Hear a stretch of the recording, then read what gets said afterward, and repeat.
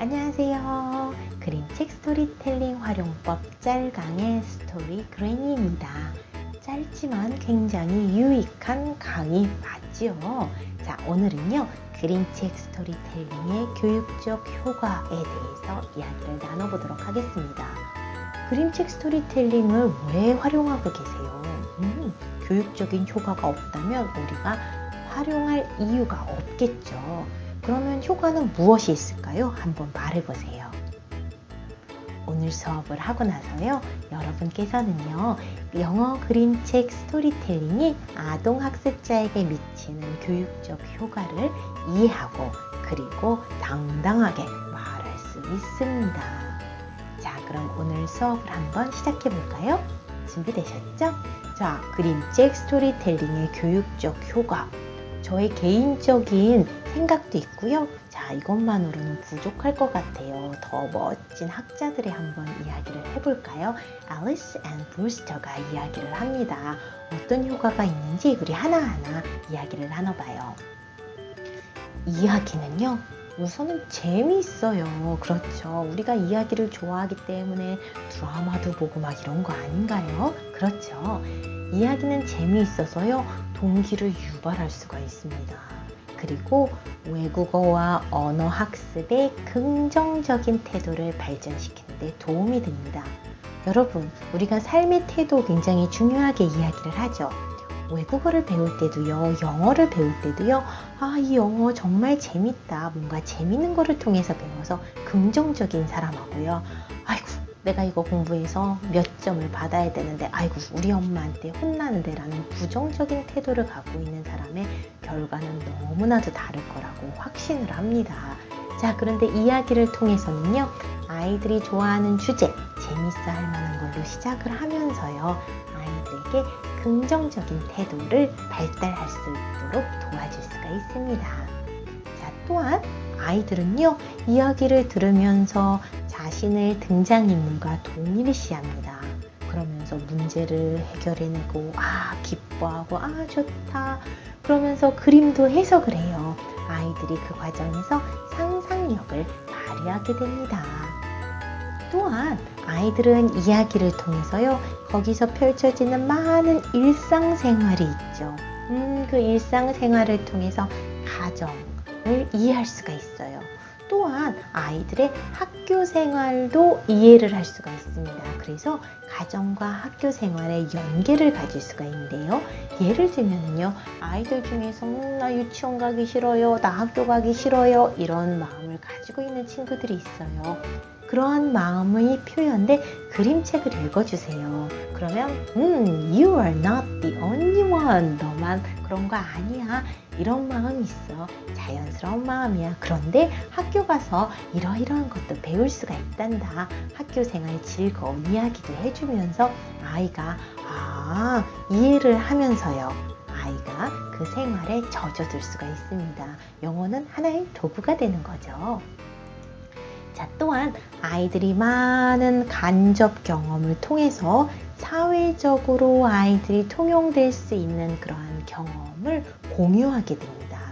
자, 그러면서 아이들이 사회성도 발달할 수가 있겠죠. 그러면서 또 무엇이 발달되나요? 네, 맞아요. 정서적으로 안정이 될 수가 있습니다. 나만 이렇게 느끼는 거 아니구나. 나도 이 사회에 속해 있구나 라고 생각을 하면서요. 자, 그리고 그림책에서는요, 우리 언어적인 이야기를 한번 해볼게요. 이야기들이 어휘, 문장을 아주 자연스럽게 반복을 하고 있는데요. 이러한 반복은 아이들에게 안정감을 주기도 합니다. 하지만 재미없는 반복은 지루하게 만들어요. 재미있는 반복은 즐겁고 안정감을 줍니다. 아이들이 반복해서 들으면서 한 부분만 쏙쏙 바꿔요. 우리가 이런 책들을 패런 북이라고 이야기를 하는데요. 일정한 언어의 패턴이 있고 그림을 통해서 한 부분을 바꿔가면서요, 자연스럽게 무의식적으로 언어를 습득하게 도와줍니다. 참 좋죠?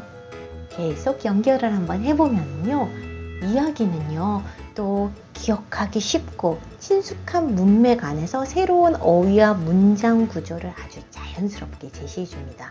Parent book 말씀드렸죠? 이때 아이들이 한 부분만 바꿔요. 그러면 사고를 풍부하게 하고요. 자, 이렇게 자연스럽게 연습을 하기 때문에요. 점진적으로 습득하고 이렇게 습득한 거는 어떻게 된다고요? 자연스럽게 사용할 수 있도록 도와줍니다. 자, 그리고요. 아이들은 이야기 듣기를 통해 듣기 능력을 향상할 수 있고요. Of course, 그렇죠. 또한 집중력도 향상시킬 수가 있습니다. 어린아이들이에요. Attention span, 집중할 수 있는 그 기간이요. 굉장히 짧아요. 하지만 스토리텔링을 통해서 아이가 즐겁게 몰입을 하다 보면요.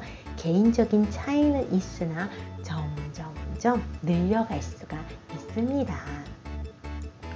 또한 이야기를 하다 보면은요, 이야기를 듣다 보면요, 달림이 나와요. 근데 달림이 막 변해요.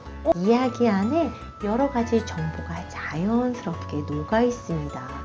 이야기를 통해서 과자를 막 나눠 먹는데요. 그러다 보니까 나눗셈에 대한 개념을 자연스럽게 알 수 있게 되고요. 그러다 보니까 타 과목, 타 교과목의 학습을 강화할 수가 있습니다. 또한 이러한 지적 호기심을 채워줄 수 있기 때문에요. 아이들이 지속적으로 흥미를 가질 수 있도록 도와줍니다. 자, 마지막으로요. 그림책을 활용한 영어 학습은요.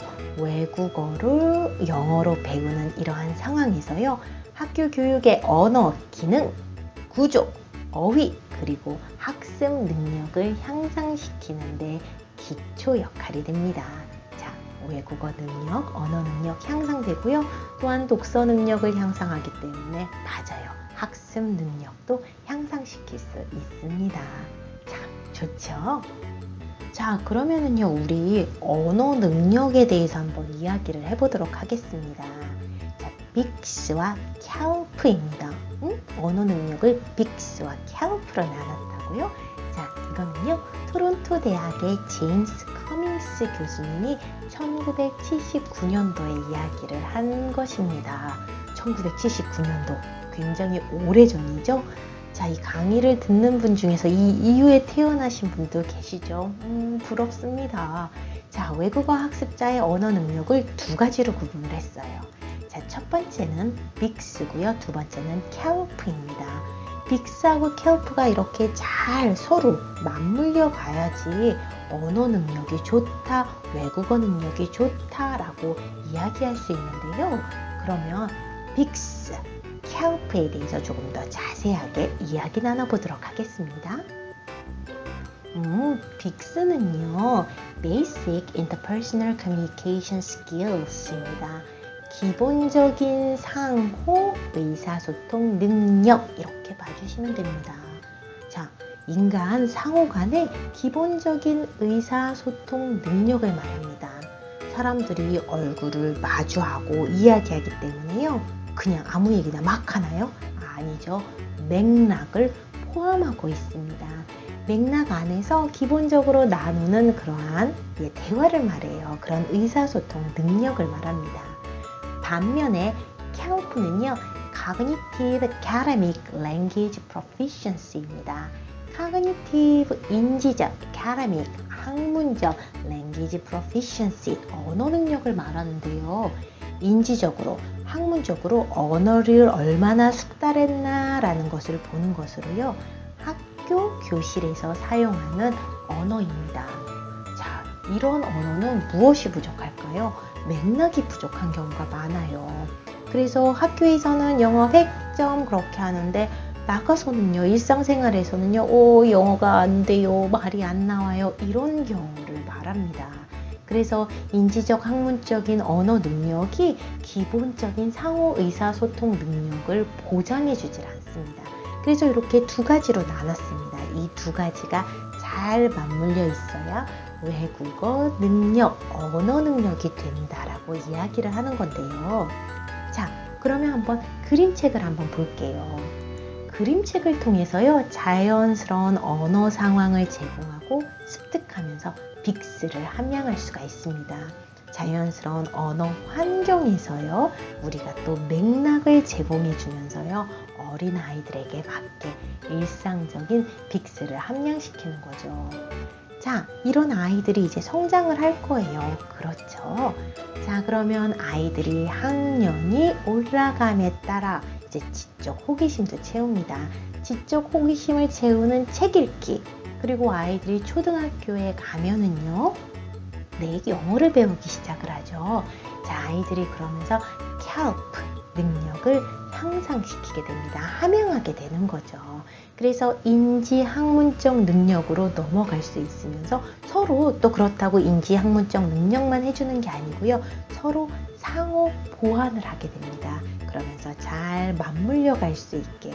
그래서 아이들한테요, 맥락을 포함한 그런 문학을 제시해 주는 거는 정말 중요합니다. 그렇겠죠? 자, 오늘은요, 우리가 그림책 스토리텔링의 교육적인 효과에 대해서 전반적인 이야기를 나눠보았습니다. 다음 시간에는요, 조금 더 들어가 보도록, 한 걸음 더 들어가 보도록 하겠습니다. 그림책 스토리텔링과 아동 발달에 대해서 이야기 나눠보도록 하겠습니다. 짧지만 의미 있게 짤강으로 한번 즐겨보도록 할게요. 자, 오늘 수업은 여기서 마치도록 하겠습니다. 그럼 우리는 다음 시간에 만나요. 바이바이. Bye for now.